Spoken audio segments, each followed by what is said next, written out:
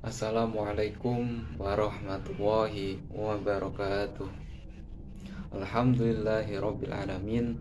Wabihi nasta'in wa ala umuri dunya waddin. Wassalatu wassalamu ala asrafil anbiya'i wal mursalin Sayyidina wa maulana Muhammadin wa ala alihi wa sahbihi ajma'in. Amma ba'du. Yang saya hormati beliau Bapak dosen Bapak Anas Rahman selaku pengampu mata kuliah Psikologi Kepribadian, dan tak lupa teman-teman kelas A3 yang saya banggakan. Pertama-tama marilah kita panjatkan puja dan puji syukur kita kehadirat Allah Subhanahu wa taala yang memberikan kita nikmat serta karunia-Nya sehingga kita dapat memenuhi tugas UTS mata kuliah Psikologi Kepribadian tanpa sesuatu kekurangan apapun.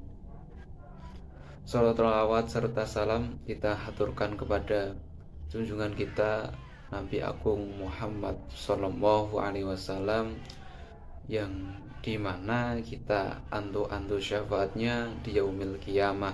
Amin Allahumma amin. Kami dari kelompok 5 akan membahas mengenai teori psikoanalisa Sigmund Freud kasus 2, yang dimana beranggotakan yang pertama ada Mbak Isna Saidatur Rifah dengan NIM 2110 6011 148. Yang kedua ada Mas Mirya Aulia Rahman dengan NIM 2110 6011 248. Yang terakhir saya sendiri, Miftahul Khairon dengan NIM 2110 6011 248. Selanjutnya pemaparan mengenai teori psikoanalisa Sigmund Freud kasus 2 akan dibacakan oleh Mas Mirya Aulia Rahman. Yang kedua akan dibacakan saya sendiri, Miftahul Khairon. Yang pemateri ketiga akan dibacakan oleh Mbak Isna Saidatur Rifah. Waktu dan tempat saya persilahkan. Terima kasih Mas Miftah atas waktunya. Yang pertama saya akan memaparkan dari materi yang pertama, yaitu psikoanalis Sigmund Freud. Psikoanalis Sigmund Freud adalah cabang ilmu yang dibuat oleh Sigmund Freud sendiri dan para pengikutnya sebagai studi fungsi dan perilaku psikologis manusia. Pada mulanya istilah psikoanalis hanya dipergunakan dalam hubungan dengan Freud saja, sehingga psikoanalis dan psikioanalis Freud sama artinya. Bila beberapa pengikut Freud di kemudian hari menyimpang dari ajarannya dan menempuh jalan sendiri-sendiri, mereka juga meninggalkan istilah psikoanalis dan memilih suatu nama baru untuk menunjukkan ajaran mereka. Contoh yang terkenal adalah Carl Gustav Jung dan Alfred Adler, yang mana menciptakan nama psikologi analitis atau bahasa Inggrisnya analytical psychology dan psikologi individual. Teori psikoanalis dikembangkan oleh Sigmund Freud. Psikoanalis dapat dipandang sebagai teknik terapi dan sebagai aliran psikologi. Sebagai aliran psikologi, psikoanalis banyak berbicara mengenai kepribadian, khususnya dari segi struktur, dinamika, dan perkembangannya. Teori psikoanalis menjadi teori yang paling komprehensif. Teori psikoanalis merupakan teori yang berusaha untuk menjelaskan tentang hakikat dan perkembangan kepribadian manusia itu sendiri. Unsur-unsur yang diutamakan dalam teori ini adalah yang pertama itu ada motivasi, ada emosi, dan aspek-aspek internal lainnya. Teori ini mengasumsi bahwa kepribadian berkembang ketika terjadi konflik-konflik atau dari aspek-aspek psikologis tersebut, yang pada umumnya terjadi pada anak atau usia dini. Teori psikoanalisa ini dapat berfungsi sebagai 3 macam, yakni yang pertama ada sebagai teori kepribadian, yang kedua sebagai teknik penyembuhan atau analisa kepribadian, dan sebagai metode terapi. Sebagai teori kepribadian, psikoanalisa mengatakan bahwa jiwa terdiri dari 3 sistem, yaitu ada ID, superego, dan ego. ID terletak di dalam ketidaksadaran. Ia merupakan tempat dari dorongan-dorongan primitif, yaitu dorongan-dorongan yang belum dibentuk oleh atau dipengaruhi oleh kebudayaan, yaitu dorongan untuk hidup dan mempertahankan kehidupan, dan dorongan untuk mati. Bentuk dari dorongan hidup adalah dorongan seksual atau disebut juga libido, nafsunya. Dan bentuk dari dorongan mati adalah dorongan agresi, yaitu dorongan yang menyebabkan orang lain ingin menyerang orang lain, berkelahi atau berperang, dan marah. Prinsip yang dianut oleh ID adalah prinsip kesenangan atau latinnya pleasure principle, yaitu bahwa tujuan dari ID superego adalah memuaskan semua dorongan primitif ini. Dan superego adalah suatu sistem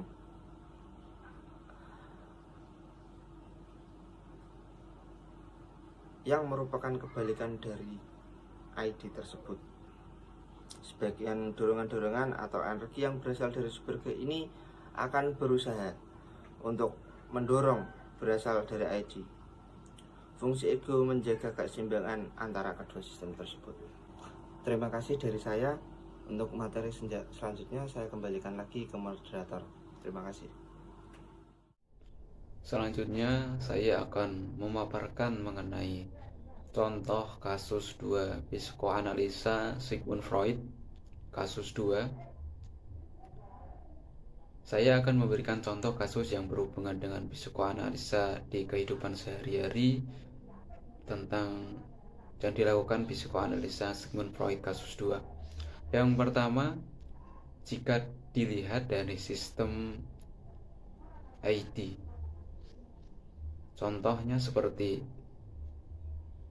adik saya seorang perempuan yang berumur 8 tahun masih duduk di kelas 3 SD.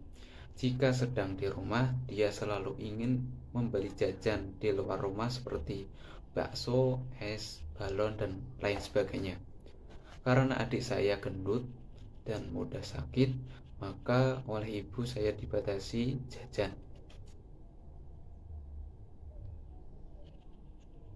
Tetapi namanya juga anak kecil, pasti jika ada sesuatu yang ingin pasti akan berusaha mendapatkannya apapun caranya yang akan digunakan. Mungkin dengan menangis atau bahkan melempar barang karena kesal. Yang kedua, contoh dari sistem ego seperti dilihat dari contoh kasus ID, kita bisa menyambungkan dengan contoh menurut ego. Ketika adik saya melempar, maka akan bertindak dan berpikir bagaimana rasa lempar itu hilang dengan membeli jajan di luar rumah.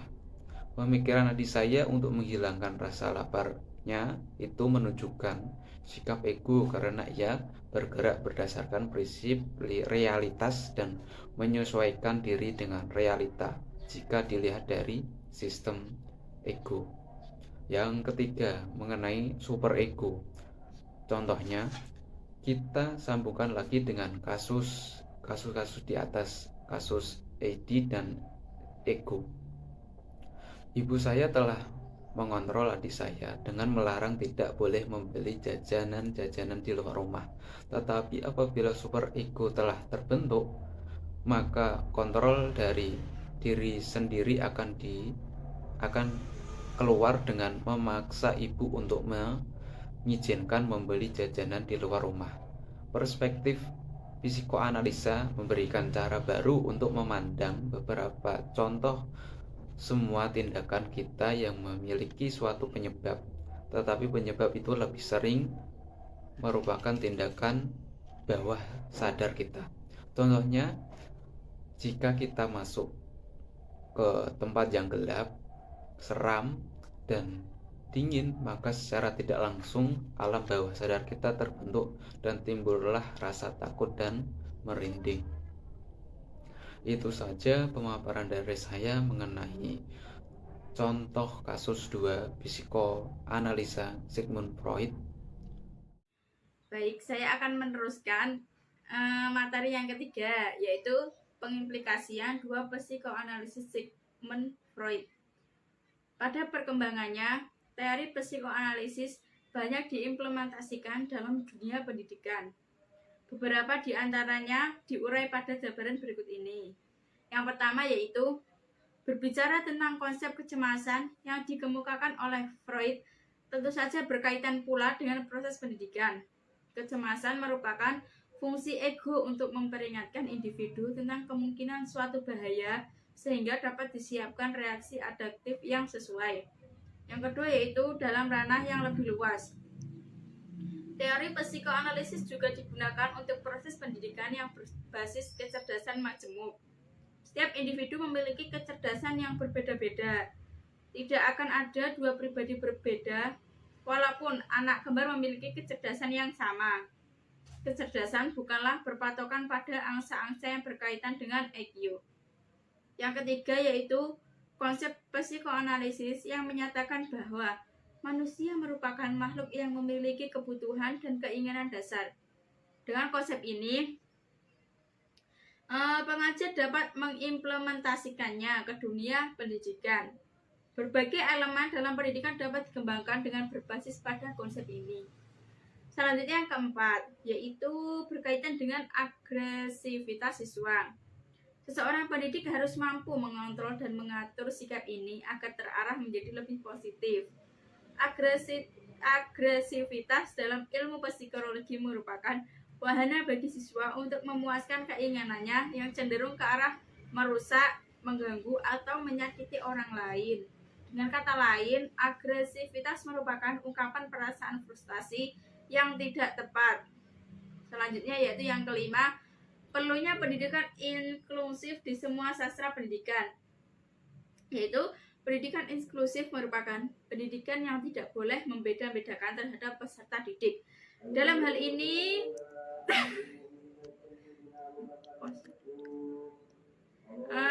ini sekolah harus mau menampung dan menerima siswa-siswa yang memiliki kebutuhan khusus. Yang terakhir yaitu konsep psikoanalisis yang diterapkan dalam pendidikan adalah pendidikan yang bermuara pada pencipta kreativitas peserta didik. Saat ini kita berada pada era revolusi teknologi informasi. Pada era ini, setiap manusia dituntut memiliki kreativitas yang orisinil dan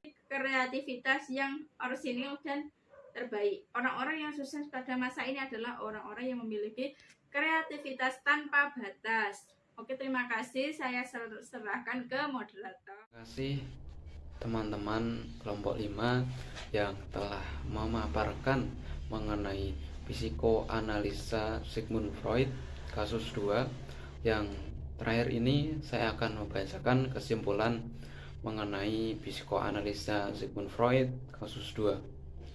Psikoanalisis merupakan teori yang dikembangkan oleh Sigmund Freud dalam menganalisis psikologi manusia. Menurutnya, tingkah laku manusia justru didominasi oleh alam bawah sadar yang berisi ID, ego, dan superego. Beberapa karya besar Freud yang banyak mendapatkan kritik dan tanggapan dari para ahli, yaitu teori mimpi dan teori tentang seksualitas. Dalam pendidikan, konsep psikoanalisis juga diaplikasikan ke dalam arti pendidikan juga perlu dipertimbangkan konsep-konsep psikoanalisis dalam mengembangkan dan mendidik siswa. Salah satunya dengan memperhatikan konsep dari psikoanalisis yang menyatakan bahwa manusia merupakan makhluk yang memiliki keinginan dan kebutuhan dasar. Hal lain diterapkan dalam proses pendidikan adalah dengan menggunakan berbagai pendekatan dalam proses bimbingan kepada para siswa. Dibutuhkan pendekatan secara personal dalam menangani peserta didik yang memiliki sikap agresif yang berlebihan. Hal lain juga terlihat dalam proses pendidikan inklusif dan pendidikan kreatif. Kedua jenis pendidikan itu mengadopsi konsep-konsep psikoanalisis dalam mengembangkan peserta didik. Itu saja dari awal pemaparan kelompok 5 sampai akhir. Kami dari kelompok 5 mengakhiri pemaparan materi pada kali ini. Saya akhiri bila ada kekurangan dalam pembacaannya, kekurangan dalam materinya. Kami dari kelompok 5 meminta maaf sebesar-besarnya. Akhirul kalam. Wassalamualaikum warahmatullahi wabarakatuh.